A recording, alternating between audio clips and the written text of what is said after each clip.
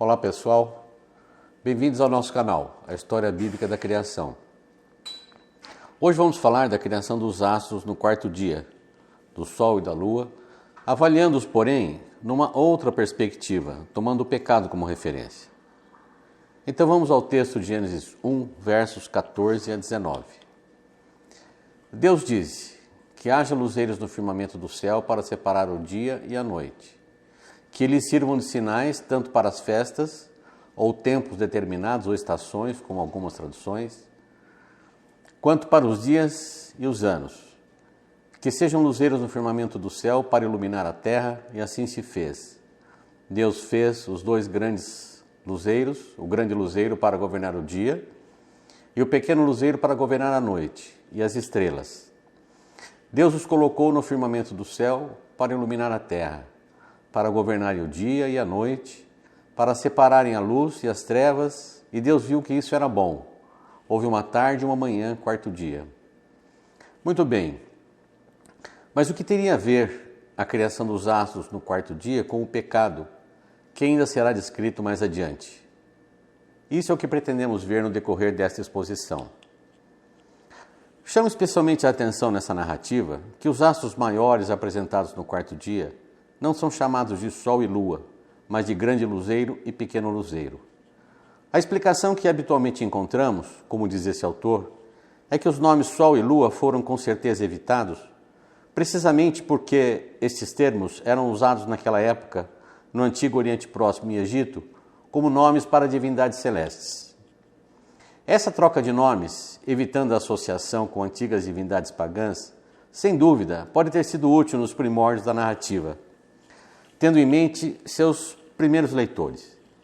Entretanto, com o desenvolvimento posterior da revelação, outros elementos advindos da própria Escritura permitem uma leitura mais rica de significados. Se não, vejamos. A primeira vez que a palavra Sol aparece no livro de Gênesis é depois do dilúvio, no capítulo 15, ao descrever o pacto que Deus fez com Abraão. O texto cita o Sol de maneira negativa, esperando que ele se ponha para ultimar o pacto. É como se Deus não quisesse ter o sol como testemunha da aliança que iria fazer com Abraão e sua descendência. Ao pôr do sol, caiu profundo sono sobre Abraão, e grande pavor e cerradas trevas o acometeram.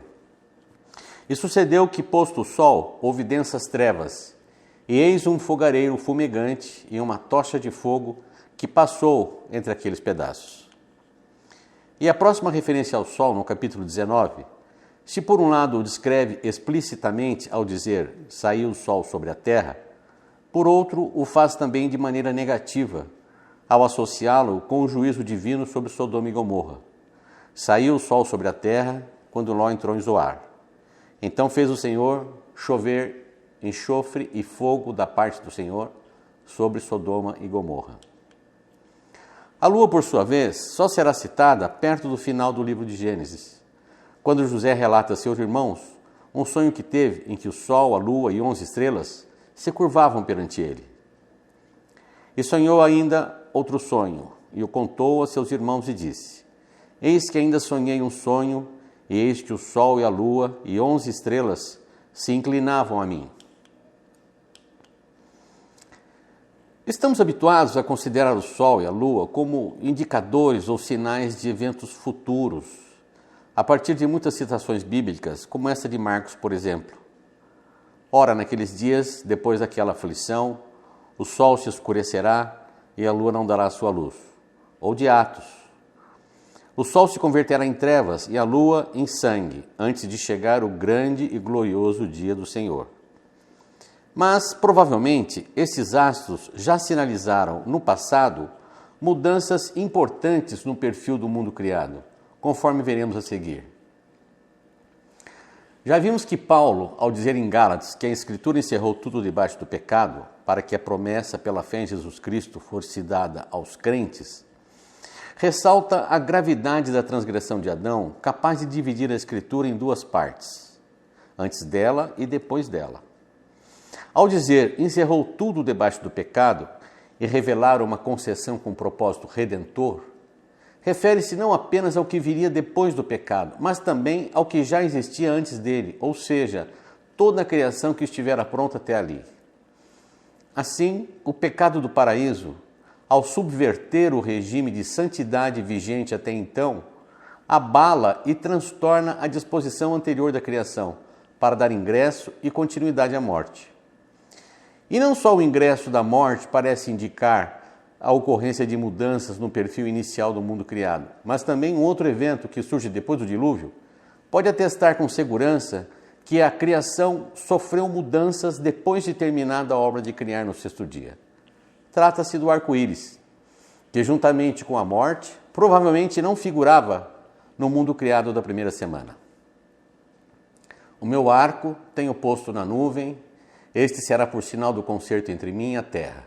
E acontecerá que, quando eu trouxer nuvens sobre a terra, aparecerá o arco nas nuvens. Então me lembrarei do meu concerto, que está entre mim e vós, e ainda toda a alma vivente de toda a carne.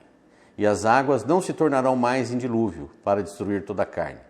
E estará o arco nas nuvens, e eu o verei, para me lembrar do concerto eterno entre Deus e toda a alma vivente de toda a carne, que está sobre a terra. Se o arco-íris, portanto, não existia e passou a existir, isso significa que o dilúvio trouxe alterações na atmosfera capazes de viabilizar seu aparecimento. O que o texto parece sugerir é que o imenso volume de água que caiu no dilúvio, ao diminuir a quantidade de água colocada sobre o firmamento no segundo dia da primeira semana, passou a permitir uma visão direta e mais nítida dos astros do dia e da noite, resultando em duas apresentações diferentes dos astros maiores do firmamento. Antes do dilúvio, foram chamados de grande e pequeno luzeiro. Depois do dilúvio, passaram a ser chamados Sol e Lua. Sobre essa troca de nomes, tomemos ainda como exemplo o apóstolo Paulo, entre outras trocas de nomes na Escritura, como mulher, Eva, Simão, Pedro, etc. Será que seria correto dizer que tanto faz chamá-lo de Saulo ou de Paulo? Provavelmente não. Pois ainda que se tratem da mesma pessoa, o nome Saulo o caracteriza como perseguidor de cristãos, enquanto que Paulo refere-se à sua atuação posterior de mudança para afinidade com os cristãos. Pois bem, continuando então o confronto entre algumas passagens antes do pecado com outras depois do dilúvio, reforça a compreensão da gravidade das mudanças que vieram posteriormente ao mundo criado, depois de terminada a obra da primeira semana.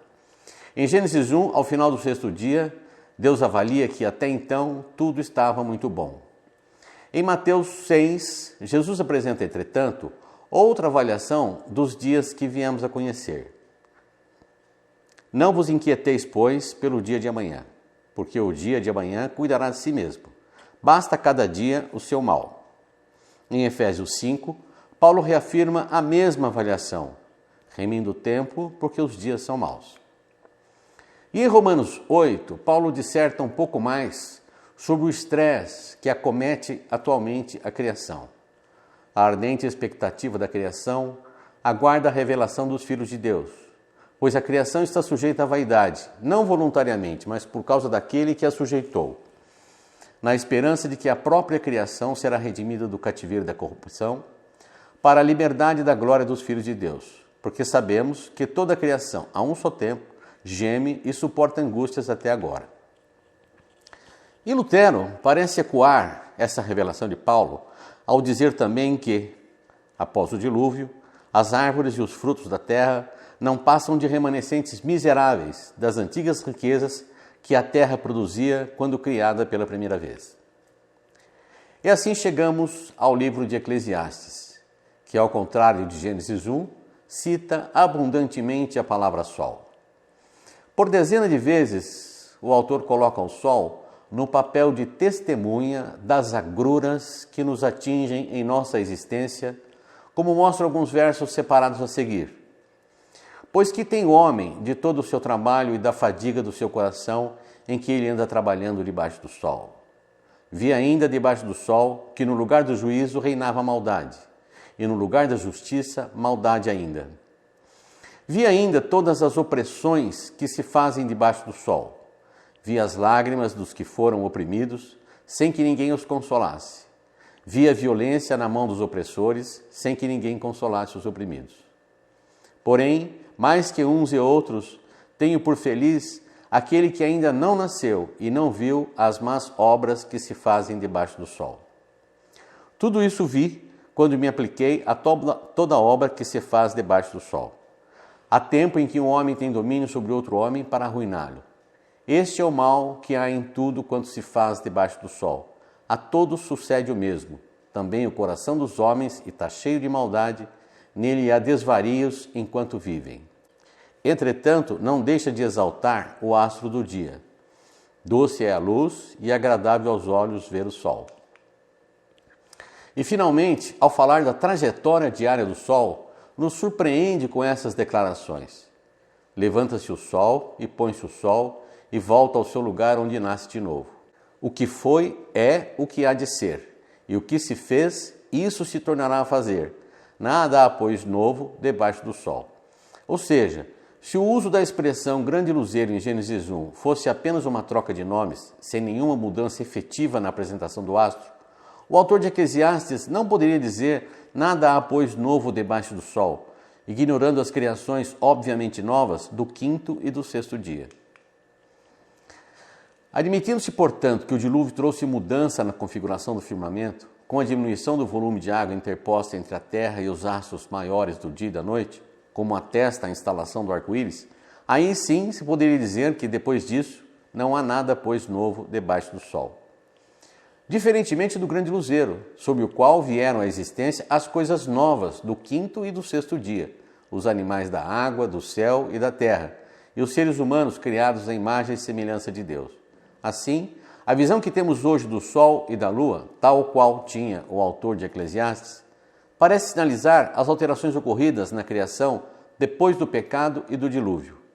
Resumindo, mudaram-se as formas de apresentação desses astros, mudaram-se também os seus nomes. Pois bem, e assim terminamos de avaliar os astros maiores do dia e da noite, o sol e a lua.